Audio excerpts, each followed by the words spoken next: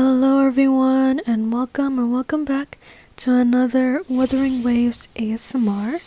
As you can see, I've acquired Phoebe. Unfortunately, I won't be pulling for any constellations and her weapon as well because I'm saving for Brant and his weapon because from what I've seen, he relies heavily on energy recharge, or a specific amount of energy recharge, which is kind of hard to get without a signature weapon, so I'm gonna save for that. As well as Zanny, who I feel like she'll be releasing in the next patch, either in the first half, most likely in the first half, if not the second half. Anyways, as you can see behind me, Plank is behind me. I've already done pretty much majority of the fishing event, as you can see here. So I think for this video, I'm just going to be doing, whatever is left, like this one for example. I still need to do 4 more premium quests, and I think that's quite literally it. Yeah, even the bounties are finished. So I suspect that it's gonna take a while. That's why making this video. Of course, there's gonna be a lot more Wuthering Waves ASMR videos because there's a lot more new content and yeah, like exploration, other events, even not just like the Riccioli Islands, but also the underground vault here. So there's a lot to do. So this is just gonna be like a chill video, chill fishing video. So without further ado, this was a really long intro, but anyways, let's get started. Alright, so here's a premium quest. Let's go. I think in the meantime, I do want to discuss like a few topics. Oh, I already bumped into something. Anyways, I do want to discuss a few things. Recently, I've been watching a lot of, Wuthering Waves discussion videos, and I feel weird for saying that I do this, but like I act as if I'm part of the discussion myself. Like I literally pause the video and like I just like add my take on it as if I'm part of the discussion. But yeah, that's kind of like a thing that I do. And I find it entertaining. I find it fun to do. I'd love to be in an actual discussion. Let's start off by talking about Brant. So I've been, keeping myself updated with the leaks, and now from like public information about him, from what I know, from what I've heard, he relies heavily on energy recharge. I think he needs like 280% energy recharge to get like the full buff in his set. That's gonna be really hard to do without his signature weapon, because I think his signature weapon gives like 77% energy recharge or something. I did not get that. I've passed this so many times and I never got it, so we're gonna finally get it. Boom. That was very satisfying. Anyways, it's hard to get that amount of energy recharge without his signature weapon. So yeah, I'm gonna be getting that. I've been farming his I've been pre-farming his materials. Right now I'm farming his overworld boss, Dragon of Dirge, I think. It's going pretty good. But in terms of echoes, it's not going so good. I've literally ran out of the Echo EXP for me. And it's not like I'm like maxing out and like using every single one of my materials, my Echo materials. But I literally try my best to not use as much, or like not use it recklessly, and I still somehow end up using it all.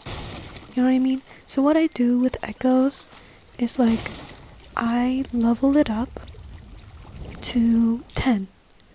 I level it up to 10 and if there's one good substat, then I keep on rolling.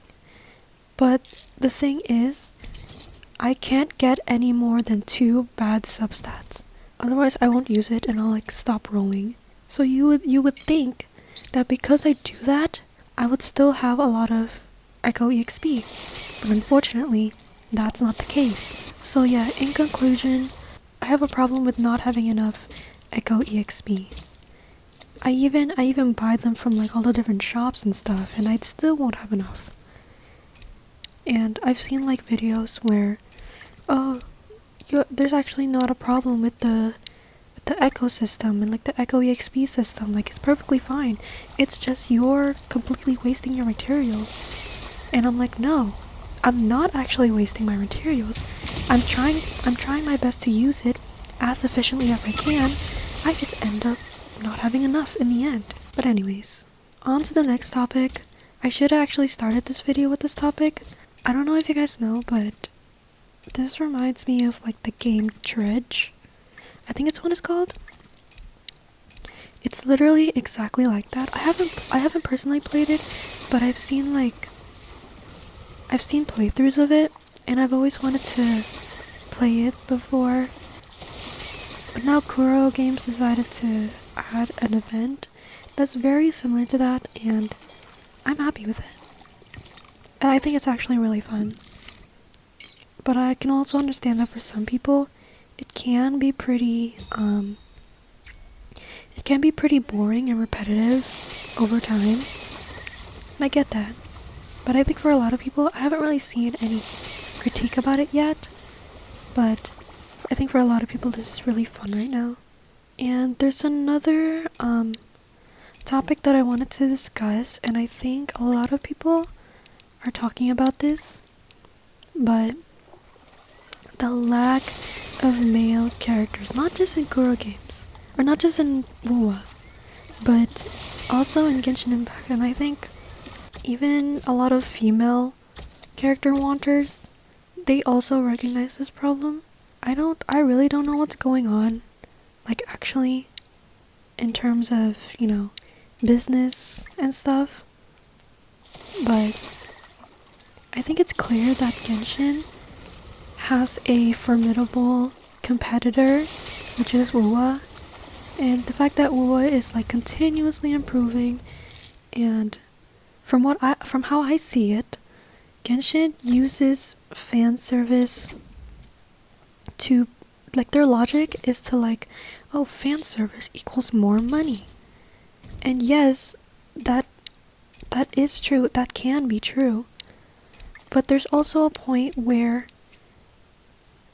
you can't like satisfy, you eventually will just create even more problems with that kind of logic, that fan service, specifically like male fan service, is gonna get you more money. I know this is a WuWa video, but I really want to touch up on, oh wait, my cargo is full.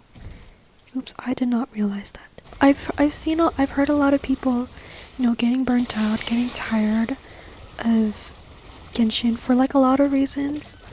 Like lack of male characters, tired of waiting for new male characters to be released, and like this, I don't know, the story's getting boring, the characters are boring, they're just getting more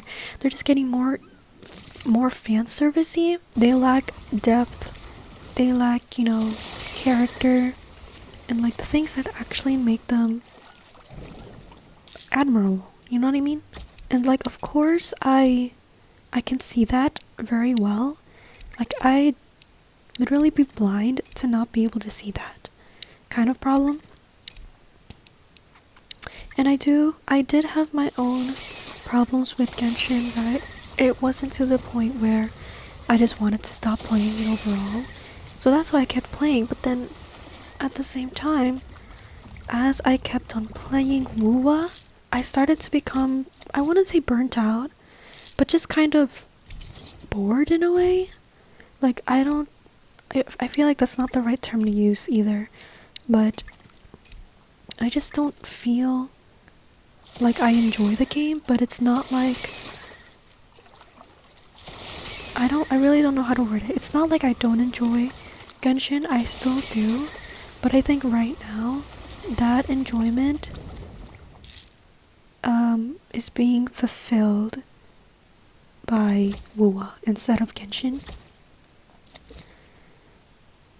And back to like the fan servicey thing, me personally, I'm not a fan of Mizuki. I think her design is cute, but then when I saw like her burst animation, I was like, you don't need your ass all up in the screen like that. I don't want your ass all up in the screen.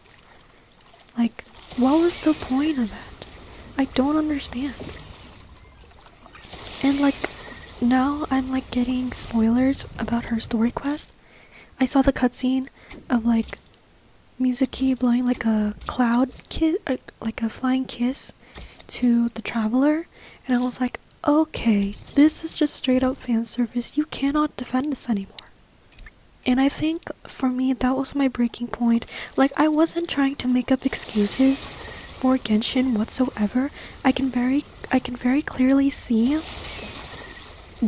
all the problems it has. Again, it's like what a lot of people say. It's like you're in like a toxic relationship, but like you can't leave.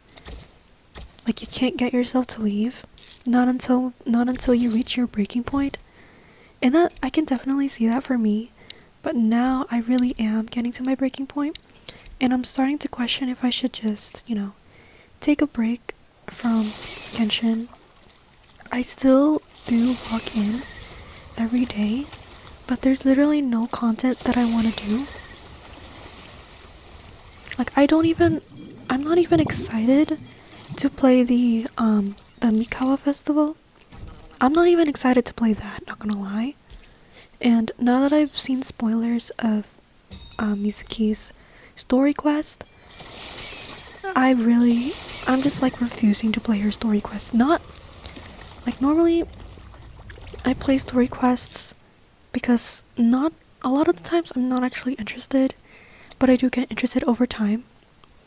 But if I'm not interested, I just do it for the primos.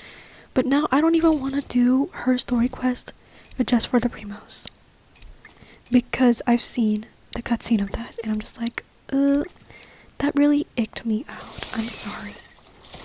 And I'm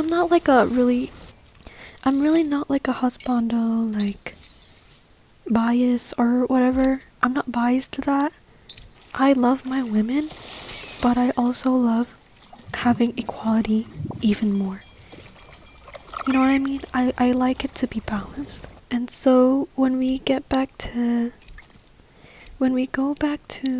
Wuthering Waves, and their problem with the male to female ratio, I saw the story trailer, the story teaser thing for the entire version of 2.0, and the fact that Brant is the only male in there, I saw a lot of male wanters were pretty much like furious about that.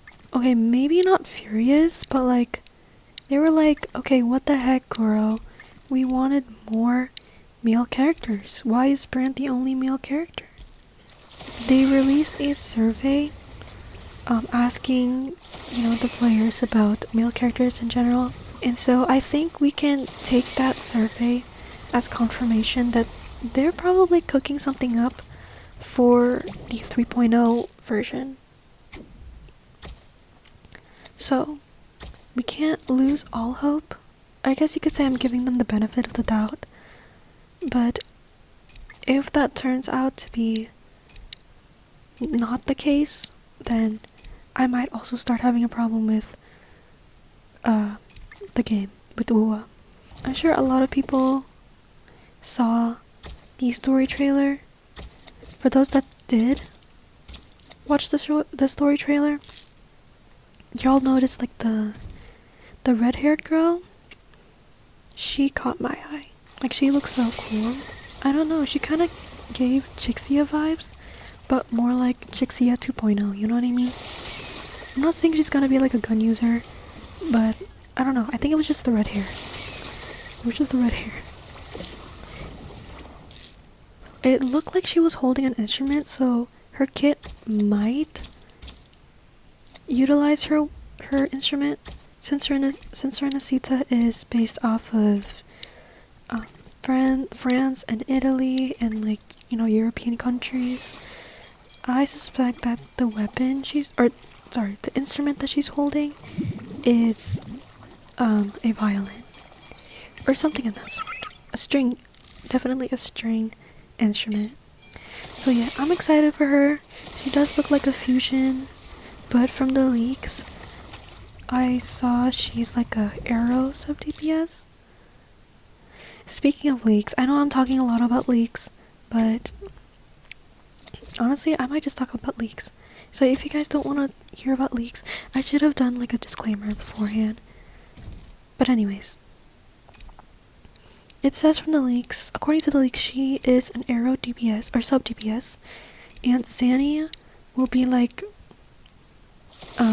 either a DPS or a sub DPS with Phoebe, a Spectro, and I'm like, okay, I low-key hope that she's not Spectro, because I already have Jinsei. I don't want to like bench her because there's like a new character that's like Spectro and she's even better than Jinsei. Like, I like Jinsei and I want to keep playing her, and I don't want to stop playing her just because there's like a new Spectro DPS or something. You know what I mean? So I hope that Zanny is not actually Spectro. She looked like Fusion or Electro. Tell me she doesn't look like Fusion or Electro. Back to Genshin. We'll talk a little bit more about Genshin. I've also seen, you know, leaks about Yansa and Verisa? Something like that. I wasn't really expecting anything like grand or expecting anything amazing from Verisa, and actually no, just from Verisa, because I was expecting a lot from Yansan, especially since she was teased back in the Tevat chapter trailer, story trailer. But like now I've seen leaks and like it just really disappointed me. The fact that she's like a 4-star and she's just like, apparently she's kind of like Bennett but better, I think.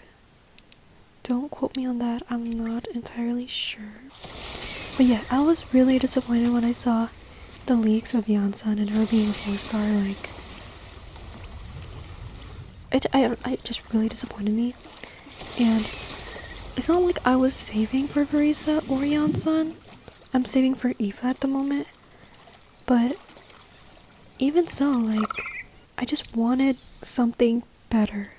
I just wanted, you know, Genshin to be hyped again. You know what I mean? Like, it has a lot of potential, but they're going in all the wrong directions. They're going in all the wrong directions. As if they know exactly what the player base wants. And if they want to be global, they can't just listen to the Chinese community. They can't just listen to the country that gives them the most money, you know what I mean? Like, if you're gonna, like, you might as well just be a game that's exclusive to the Chinese community, if you're gonna be that way. You know what I mean? If you want to go global, you're gonna have to listen to the global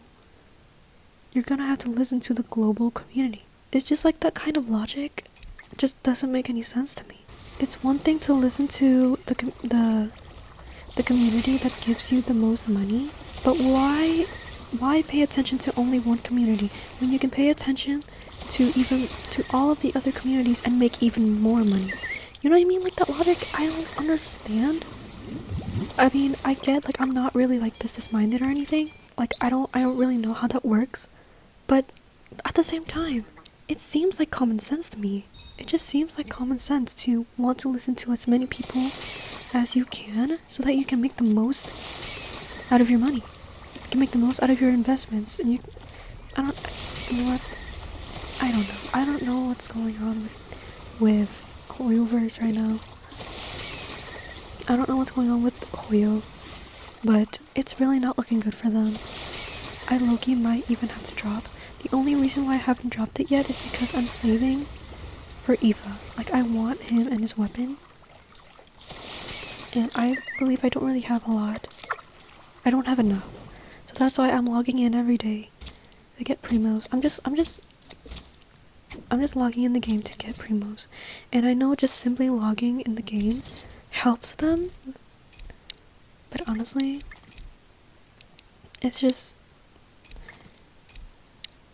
if I didn't have any other reason besides saving for a character that I want in the future, I would literally drop the game.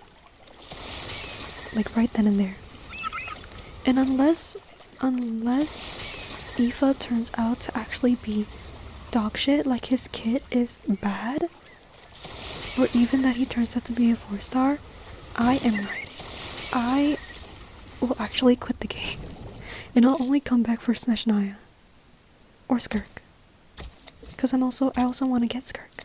Let's just hope that Aoife looks good and his kit is good and just everything else is redeemable for Hoyo.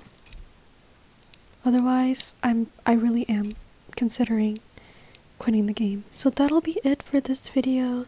Thank you guys so much for watching, for listening. I hope you found it enjoying or relaxing in any way.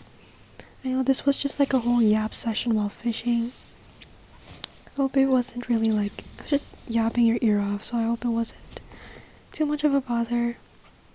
But yeah, there's just a lot of things to discuss regarding like the games, both WuWa and Genshin. So I just wanted to talk about that, you know. But anyways, I will see you guys in the next video.